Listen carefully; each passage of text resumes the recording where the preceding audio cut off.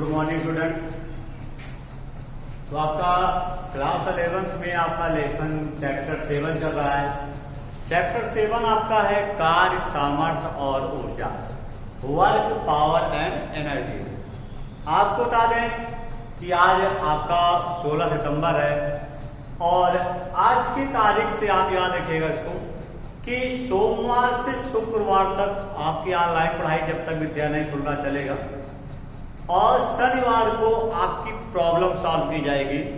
तो आप में से किसी भी बच्चे को अगर कोई प्रॉब्लम हो रही है, किसी टॉपिक में कोई प्रॉब्लम है, कोई टॉपिक आपको समझ में नहीं आया है, तो आप शुक्रवार को हमारे व्हाट्सएप नंबर पे अपनी प्रॉब्लम सेंड कर दीजिएगा, भेज दीजिएगा, जिससे शनिवार को हम केवल आपके प्रॉब्लम सॉल्व करेंगे। तो किसी भी टॉपिक में आपको कोई भी प्रॉब्लम हो रही है किसी भी लेसन से, तो आप मेरे व्हाट्सएप नंबर पर भेज दीजिएगा, जिससे मैं शनिवार को आपकी प्रॉब्लम सॉल्व कर सकूं। तो सोमवार से शुक्रवार पढ़ाई और शनिवार को केवल आपका प्रॉब्लम सॉल्व होगा। तो चलिए देखते हैं आज का हमारा टॉपिक क्या है। लेसन 7 में आपको लेसन 7 के फर्स्ट वीडियो में बताया गया है कि कार्य किसे कहते हैं, सामर्थ्य किसे कहते हैं और उसके बाद ऊर्जा किसे कहते हैं। आज आपको हम बताएंगे कि ऊर्जा मुख्यतः, वैसे तो बहुत प्रकार की ऊर्जाएं होती है, लेकिन मुख्यतः दो मानी गई है, जो कि एक गतिज ऊर्जा और एक स्थितिज ऊर्जा। तो सबसे पहले हम देखते हैं आज का हमारा टॉपिक क्या है। आज का हमारा टॉपिक है गतिज ऊर्जा, काइनेटिक एनर्जी। अब गतिज ऊर्जा क्या है आपको हम बता दें। आपको ऊर्जा बताया गया था कि किसी वस्तु के कार्य करने की क्षमता को ऊर्जा कहते हैं। तो किसी गतिमान वस्तु के कार्य करने की क्षमता को, मतलब डिफिनेशन इसकी लिख लीजिएगा, किसी गतिमान वस्तु के कार्य करने की क्षमता को गतिज ऊर्जा कहते हैं, या हम कह सकते हैं कि किसी वस्तु के गति के कारण कार्य करने की क्षमता को उस वस्तु की गतिज ऊर्जा कहते हैं। उसके बाद बात है इसे किससे प्रदर्शित करते हैं, इसे कैसे प्रदर्शित करते हैं।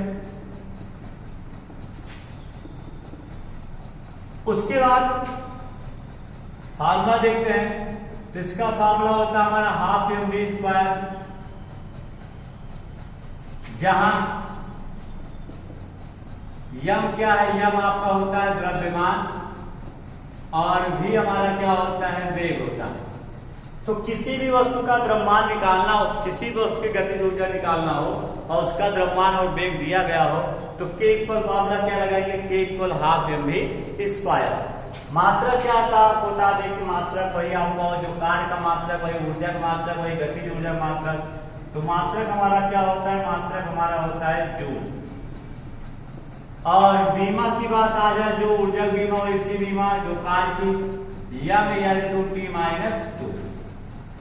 तो इस प्रकार से आपका हो गया कि गतिज ऊर्जा K इक्वल क्या होता है, हाफ mv²। अब ऊर्जा कौन सी राशि है ये आपको बताना है। तो यह एक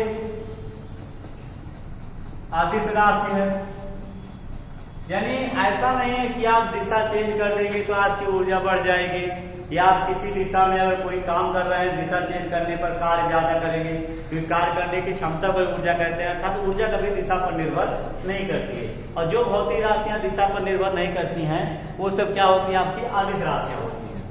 तो गतिज ऊर्जा के बाद चलते हैं अगला टॉपिक। अगला टॉपिक आपका आता है स्थितिज ऊर्जा। अगला टॉपिक हमारा क्या आएगा, स्टैटिक एनर्जी। अब स्थितिज ऊर्जा क्या आपको बता दें हम कि किसी वस्तु की स्थिति के कारण, किसी वस्तु की स्थिति के कारण उसके कार्य करने की जो क्षमता होती है उसी को हम क्या कहते हैं, स्थितिज ऊर्जा कहते हैं। इसको किससे डिनोट करते हैं, तो इसे हम कैपिटल U से प्रदर्शित करते हैं, इसे हम कैपिटल U से प्रदर्शित करते हैं। इसका फॉर्मूला क्या होता है, इसका फॉर्मूला आपका होता है mgh, जहां आप जानते हैं यम क्या है, यम हमारा द्रव्यमान है, और g क्या आपका, g हमारा गुरुत्वीय त्वरण है, और h क्या है, h ऊंचाई है।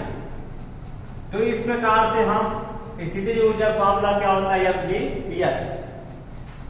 मात्रक आपका वही होगा जो कार्य का मात्रक है जूल, और बीमा भी आपकी वही होगी mL/T-2। उसके बाद यह भी आपकी कौन सी राशि है, यह एक अदिश राशि है। तो ऊर्जा, गतिज ऊर्जा और स्थितिज ऊर्जा क्लियर हो गया आपको। तो अब इसके बाद आपको नोट में एक विशेषता बना दे। विशेषता क्या, देखिए, क्योंकि आपके न्यूमेरिकल में ज्यादातर प्रयोग वही होगा। तो आपका नोट क्या है, देखिए नोट में आपको बता दें हम कि सदैव जो होता है कार्य बराबर क्या होता है आपका, कार्य बराबर ऊर्जा बराबर गतिज ऊर्जा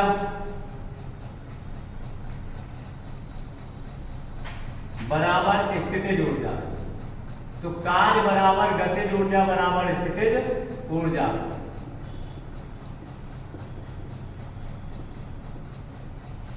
तो हम जानते हैं कि कार्य को हम किससे लिखते हैं, W से। गतिज ऊर्जा किससे लिखते हैं, K से। स्थितिज ऊर्जा किससे लिखते हैं, U से।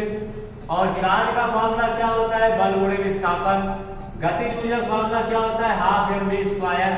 और स्थितिज ऊर्जा फॉर्मूला क्या होता है, mgh।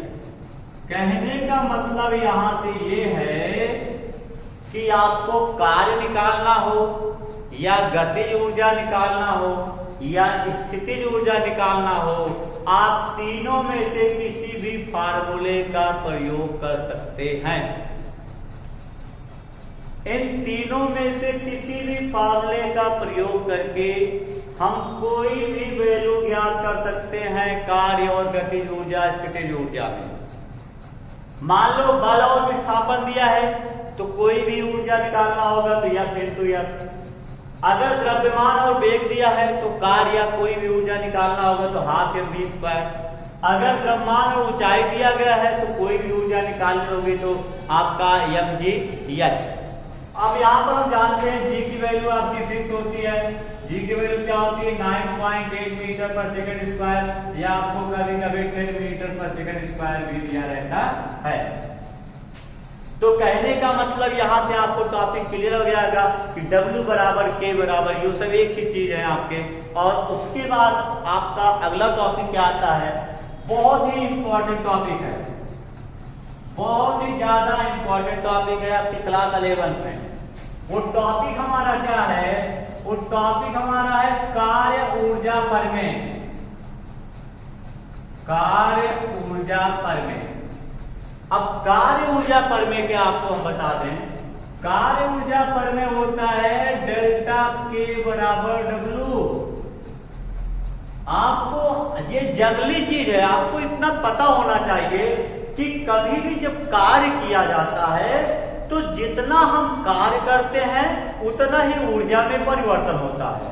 अर्थात जितना ऊर्जा में परिवर्तन होता है उतना ही कार्य किया जाता है। मान लीजिए हमारी ऊर्जा थी 10 जूल और घटकर आ गई 5 जूल, इसका मतलब हमने कितना जूल कार्य किया, 5 जूल कार्य किया। यानी हमारे एनर्जी में, हमारी ऊर्जा में जितने का परिवर्तन होता है वो हमारे द्वारा किए गए कार्य के बराबर होता है।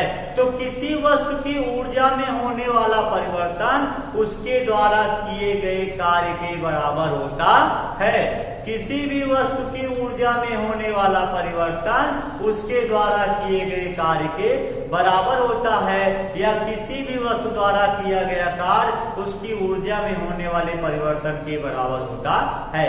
तो कार्य ऊर्जा परिमेय की डिफिनेशन क्या लिखेंगे, इस परिमेय के अनुसार